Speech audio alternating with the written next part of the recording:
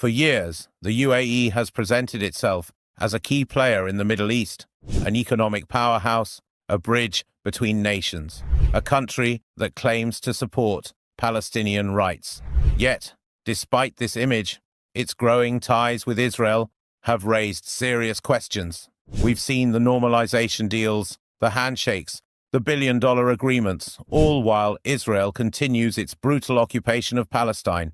But if you thought that was the worst of it, think again. Because what has just been revealed is far beyond diplomatic ties. It's a direct betrayal, one that could have erased a crucial fight for justice with nothing but money and power. The International Court of Justice case against Israel is historic. For the first time, a nation has stood up against the Zionist regime's war crimes in a court of law. And now, leaked reports have exposed something shocking. The UAE secretly tried to bribe South Africa to drop the case. The very country leading the genocide charge against Israel was offered billions in oil refinery investments to withdraw or weaken its lawsuit. For weeks, Emirati officials worked behind closed doors, attempting to pressure South Africa into stepping back. This wasn't just a casual diplomatic suggestion.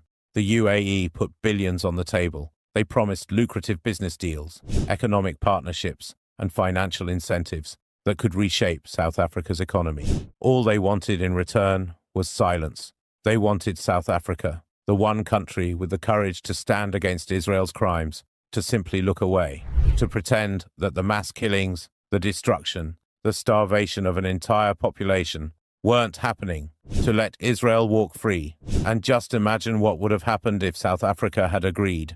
This genocide case is more than just a lawsuit. It's a rare moment of accountability. A conviction could strip Israel of its global legitimacy, cut off its military aid, and force world powers to finally act. But the UAE was willing to throw all of that away, to sell out an entire nation's struggle, to use its wealth not to defend Palestine, but to shield its oppressor.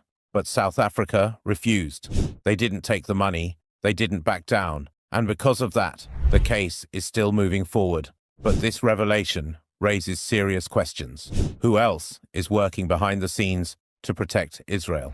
How many other so-called Muslim allies are willing to trade Palestinian lives for political and economic favors? The UAE's betrayal is a reminder that not all enemies wear the flag of Israel. Some disguise themselves as friends, as partners, as mediators. They shake hands with Palestinians in public while making deals with their occupiers in private. And if we don't call them out, if we don't expose these betrayals,